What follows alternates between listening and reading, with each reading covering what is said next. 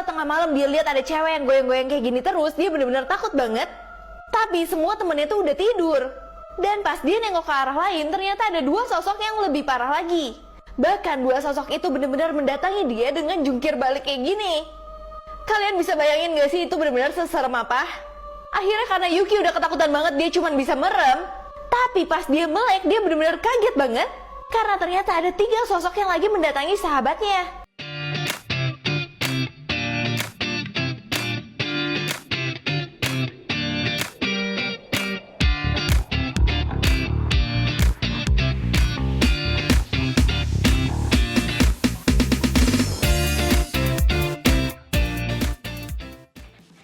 Halo, selamat sore Sobat 7 Kepo, gimana kabarnya? Semoga sehat-sehat semua ya. Hari ini aku Rian, kita kedatangan narasumber yang menarik, yaitu salah satu storyteller yang cantik dan kalian pasti sering banget lihat di sosial media. Penasaran siapa dia? Yuk kita lihat dulu yang satu ini.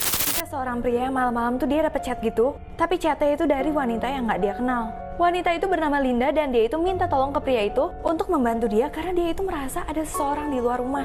Dan saat wanita itu lagi chat pria itu terus, lemari di rumah pria itu tuh langsung kayak ada gedor-gedor gitu di dalam. Kayak ada seseorang yang tinggal di dalam lemari itu. Siapa sebenarnya cewek itu? Itu dia narasumber kita hari ini, Cheryl Antoinette. Halo Cheryl. Halo Kak. Halo, gimana kabarnya? Baik, Kakak gimana? Baik. Kita udah gak sabar nih, apalagi Sobat 7 penasaran mau ngepoin Cheryl Antoinette. Panggilannya Cheryl Antoinette atau gimana? Biasa dipanggil sih Cheryl aja sih. Kayaknya Sobat 7 tuh udah sering lihat gitu ya konten-kontennya Cheryl. Tapi kita pasti penasaran nih, gimana sih awal mulanya Cheryl tuh berkecimpung sosial medianya ataupun menjadi konten kreatornya? Oke, jadi awalnya tuh aku anaknya tuh bukan anak sosmed banget, tapi karena pandemi mengharuskan aku untuk ya udah deh main sosmed aja karena nggak bisa kerja di luaran karena lagi pandemi. Jadi aku berpikir gimana ya caranya aku bisa mendapatkan uang dan produktif tapi ya di rumah aja gitu. Akhirnya aku pertama sih mencoba platform YouTube dulu, terus karena TikTok lagi benar-benar in banget, langsung deh aku coba semuanya. Ya dilihat-lihat nih, Cheryl ada di TikTok, sering banget itu udah pasti masuk FYP. Terus habis itu ada YouTube juga dan udah pasti Instagram sih. Awal mulanya tuh kayak gimana sih backgroundnya Cheryl untuk mengawali terjun menjadi content creator gitu? Oke, kalau awalnya sebenarnya background aku tuh pinginnya jadi pembawa berita, tapi mungkin waktu itu aku lulusnya sistemnya akselerasi, jadi lebih cepat. Jadi ijazahnya tuh nggak keluar, nggak bisa tuh untuk aku apply gitu. Terus aku berpikir ya udah aku mau kerja dulu deh apa aja. Akhirnya aku casting karena diajak teman casting iklan, FTV gitu. Terus kelanjutan deh. Cuman karena pandemi itu akhirnya aku memutuskan nggak berani kerja di luar-luar lagi. Makanya akhirnya baru deh memutuskan untuk jadi content creator aja yang bisa kerja di rumah. Ngomong-ngomong tentang FTV nih, Cheryl pasti sering banget casting-casting dan juga in-frame FTV. Boleh diceritain nggak sih FTV apa yang kamu sering masukin dan maksudnya apply sebagai portofolionya? Kalau aku sih awal-awal tuh sering banget dapat FTV yang jadi selingkuhan, jadi orang ketiga, kalau enggak yang ngebully orang, selalu dapetnya yang kayak gitu sih. Cuman ya senang aja bisa dapet yang kayak gitu. Cuman pernah sekali memang dapetnya ceritanya kayak istri tersiksa kayak gitu. Cuman entah kenapa aku lebih suka dapat peran-peran yang kayak jadi selingkuhan gitu, kayak lebih menantang aja gitu daripada yang kayak sedih, mellow gitu. Bagus banget sih, ini menarik banget deh. Bahasanya bahkan bisa dijadiin konten gitu ya. Cheryl berarti role-role-nya selingkuhan, orang ketiga. Ini tapi cuma di acting doang kan, nggak di dunia nyata gitu. Enggak dong, enggak. Kalau misalnya beradu acting tuh kita udah pasti udah lihat nih di FTV. Tapi kita mau fokus nih, Sobat 7 pengen tahu nih dari kesehariannya Tenny juga sebagai content creator gitu ya. Awal mulanya bisa buat konten, kan terlihatnya tuh Cheryl tuh tentang cerita-cerita serem gitu. Itu kenapa sih fokusnya ke cerita-cerita serem? Oke, memang aku sih background-nya aku tuh memang suka banget nonton film-film yang thriller, film serem. Kadang-kadang film yang komedi atau romance justru aku merasa kayak kadang-kadang bosen, ngantuk gitu. Jadi memang aku terinspirasi dari kalau aku suka film-film kayak gini, kayaknya aku pingin bikin orang tuh juga suka gitu, karena lebih bikin penasaran kan sampai akhir gimana konten aku tuh bikin ini akhirnya kenapa ya, ini akhirnya gimana ya, karena banyak banget film-film serem sama film-film thriller yang aku temuin itu akhirnya plot twist banget. Jadi biasa aku memang cari film-film yang aku ceritain atau kisah yang aku ceritain memang yang harus ada plot twistnya gitu, jadi klimaks gitu, orang nontonnya kayak langsung pingin follow gitu. Nice, interaktif dan juga menarik gitu ya. Biasanya Sheryl dapat referensi dari mana sih buat konten-kontennya, especially yang tentang film-film yang kamu tonton? Biasa aku referensi sih memang dari YouTube ya, karena aku memang suka banget nontonin YouTube, dan YouTube kan banyak short film yang menarik banget. Jadi biasa aku ngulik-ngulik aja gitu dari channel-channel mereka, dan kadang-kadang juga dari film-film Indonesia yang mungkin jarang orang tonton, tapi ternyata pas ditonton tuh benar-benar bagus banget. Biasa aku angkat dan aku akan tulis sutradaranya siapa, karena supaya ya film Indonesia juga makin naik lagi gitu, supaya orang rame nontonnya ke sana. Lagian film-film Indonesia sekarang udah bener-bener di mancanegara tuh udah terkenal banget, apalagi menang award-nya banyak gitu ya. Bagus banget sih buat ngepromosiin film-film Indonesia. Kalau misalnya kita lihat-lihat nih, sebelumnya kan kita udah ngundang nih salah satu kerabatnya Sheryl, yaitu Tenny. Nah, Sobat 7 juga penasaran nih yang pasti udah nonton episodenya Tenny, sekarang nonton episodenya Sheryl. Kira-kira ada hubungan apa sih antara Tenny sama Sheryl tuh, kakak adik kah atau cuma saudara atau gimana? Oke, aku sama Tenny sih memang udah dari lama banget kenal, jadi benar-benar berasa kayak adik sendiri gitu loh. Jadi benar-benar ya kayak dia juga selalu apa-apa nanya ke aku gitu. Misalkan kalau lagi jalan-jalan juga kayak manjanya ke aku, jadi berasa benar-benar kayak kita kakak adik banget gitu. Hobinya sama nggak? Atau nggak, misalnya Tenny lebih suka opposite ternyata, berbeda gitu. Sama atau beda hobinya? Justru sama, karena waktu itu pernah kita syuting bareng, kita waktu itu capek banget, udah sampai subuh syutingnya, terus kita pernah bilang suatu saat nanti kayak kita nggak usah kayak gede-gede banget ya, kita bisa ya naik bareng-bareng, dan ternyata yang kita lakuin sama, dan naiknya itu juga di bulan dan tahunnya tuh mirip-mirip banget gitu. Oh, bener-bener. Berarti goalnya sama, come true-nya juga sama gitu ya, reach-nya. Kira-kira Sheryl sama Tenny tuh kalau ngobrol lebih fluensan atau nggak lebih cerewetan, siapa sih? Sheryl atau Tenny? Kayaknya kelihatannya udah pasti Tenny ya.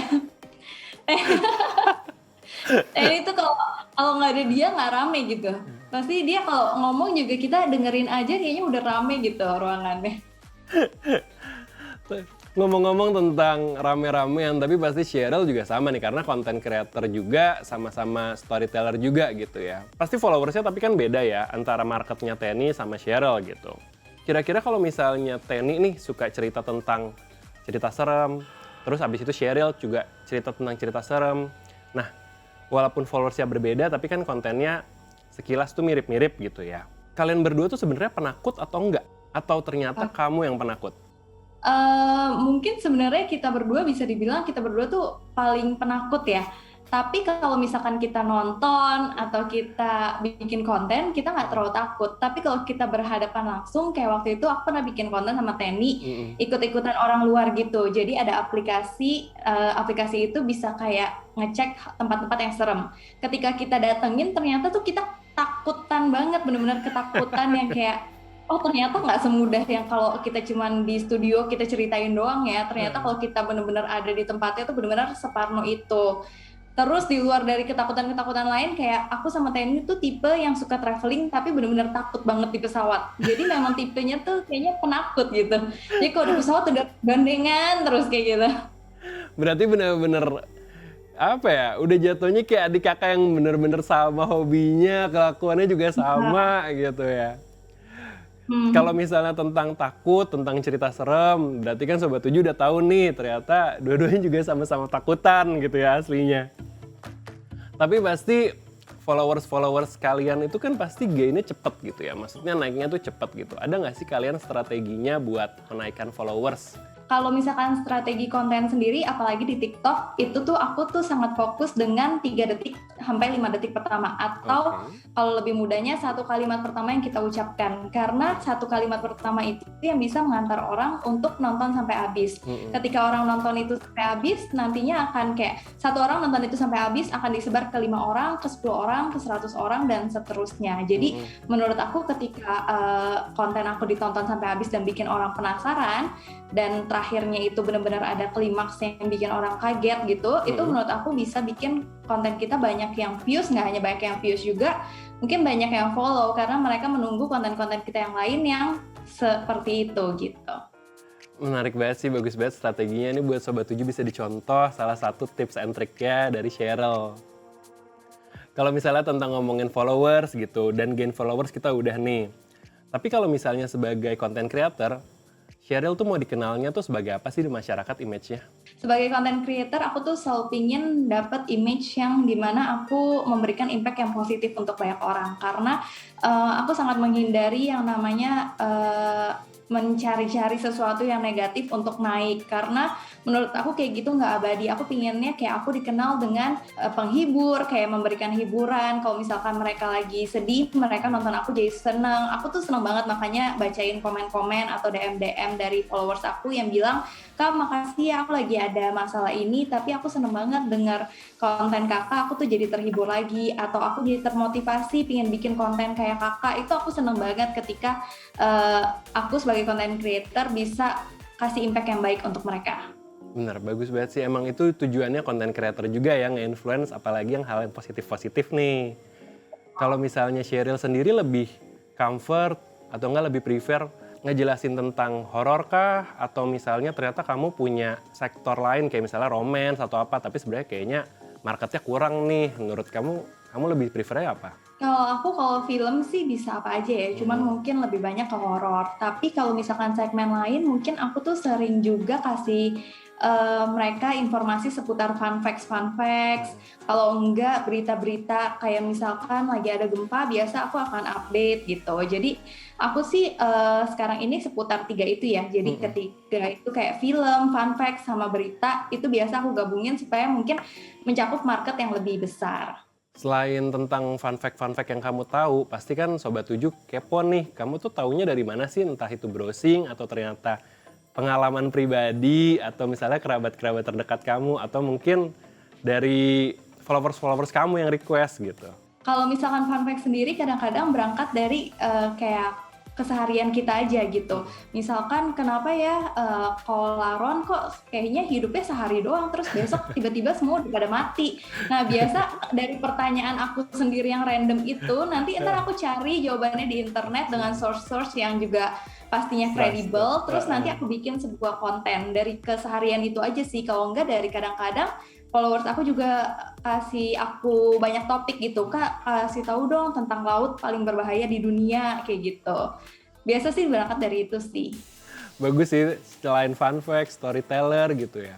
Kira-kira sebenarnya ada nggak sih rencana ke depannya, entah itu mungkin skincare, atau mungkin advice tentang romance, atau kalau kamu biasanya mau eksplornya apa buat ke depannya? Kalau untuk sekarang sih masih itu, tapi aku tuh pingin banget ke depannya bisa lebih membuat orang tuh kenal akan aku. Jadi aku tuh pingin share kayak keseharian aku, a day in my life, tapi akhir-akhir ini masih belum sempet dan belum terwujud sih. Jadi pingin orang tuh mengenal aku lebih dekat gitu. Bagus sih, bagus. Karena balik lagi content creator itu kan tentang image yang kita bisa tampilin ya, especially yang membuat kita tuh unik atau nggak different gitu. Ngomong-ngomong tentang content creator, kamu kan dulu tuh justru uploadnya awalnya di YouTube kan ya? Wah. Nah dulu tuh di YouTube kontennya tuh durasinya panjang, nah sekarang beralih ke TikTok nih yang durasinya singkat-singkat. Ada nggak sih buat rencana kedepannya kamu tuh bikin konten yang durasinya panjang lagi nih kayak di YouTube? Pasti kan followers kamu nantiin juga nih. Iya, jadi iya awalnya memang di YouTube memang lebih fokusnya ke long video gitu. Cuman akhir-akhir ini memang kadang-kadang kurang sempat. Jadi dulu itu hampir setiap hari biasa aku akan upload di YouTube yang video panjang. Tapi sekarang karena kurang sempat paling seminggu 2 kali, kadang-kadang 2 minggu sekali kayak gitu-gitu. Cuman lagi pingin on track lagi sih supaya bisa nyimbangin antara short video dan long videonya. Pasti bakal aku update lagi dan gimana caranya supaya bisa upload lagi setiap hari. Pastinya ditunggu banget sih sama followers-followersnya Sheryl juga. Apalagi Sobat 7 nih yang nonton Sheryl episode kali ini. Kalau misalnya ngomongin kesibukan gitu ya, kamu sebenarnya sibuknya tuh sekarang-sekarang lagi sibuk apa sih? Sekarang sih sibuknya ya bikin konten, karena kan masih kadang-kadang ngerjain semuanya sendiri, cuma dibantu sama beberapa orang doang.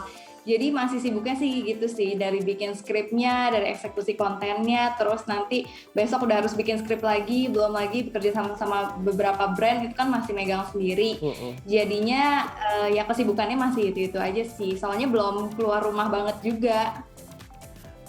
Kalau misalnya didengar-dengar berarti padat banget nih kesibukannya. Satu hari ini nggak sih, ada nggak sih waktu kamu tuh rehat atau nggak misalnya justru kamu udah scroll TikTok aja deh kayak hari ini nggak mau ngonten gitu, kayak padat banget nih jadwalnya nih, Sheryl. Aku sih dari pertama kali ngonten yang 2019 itu aku belum pernah sehari pun aku nggak ngonten. Wah, Jadi bener-bener yang kayak udah konsisten aja, karena menurut aku kunci kalau misalkan kita tetap mau ada di sosial media, itu kuncinya tuh konsisten, karena ya orang bakal kehilangan kita, ntar orang bakal cari yang lain. Betul. Gitu.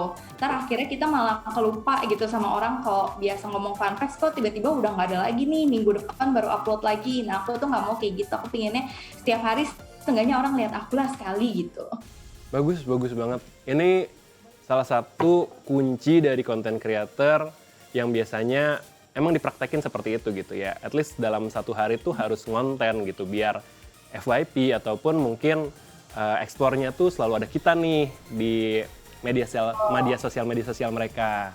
Nah, buat terakhir nih Sheryl, Sobat 7 pengen tahu dong tips kamu nih, kan kamu udah persisten atau enggak kamu tuh konsisten gitu ya mengkonten.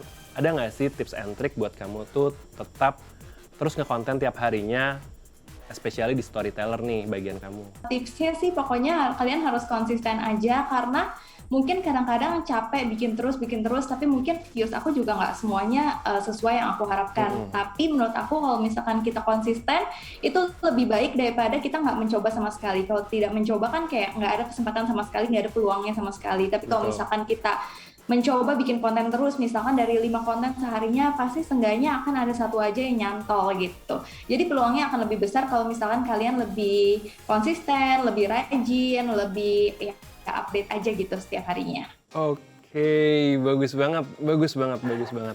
Ini Sobat 7 bisa jadi inspirasi juga, dan catat juga tuh tentang kita tuh jadi content creator itu emang harus bertahap gitu ya. Kita nggak bisa mengharapkan hasil yang instan dari kita ngonten yang mungkin jangka waktunya deket juga gitu ya. Kita emang harus ada prosesnya gitu. Makasih banyak Sheryl atas waktunya, makasih banyak juga atas tips and triknya juga, dan udah ngasih tahu nih tentang keseharian ataupun mungkin konten kreatornya. Makasih banyak ya. See ya. See you. Gimana Sobat 7? Menarik banget kan interview gua bareng Sheryl. Minggu depan nonton lagi ya, karena kita akan datangkan narasumber yang gak kalah menariknya. Buat kalian yang ketinggalan, jangan khawatir, karena kalian bisa nonton via livecast Facebook, Instagram, dan juga YouTube Trans 7. Gue Rian undur diri, dan sampai jumpa. Terima kasih sudah menonton Sobat 7 Kepo. Sampai jumpa di episode selanjutnya.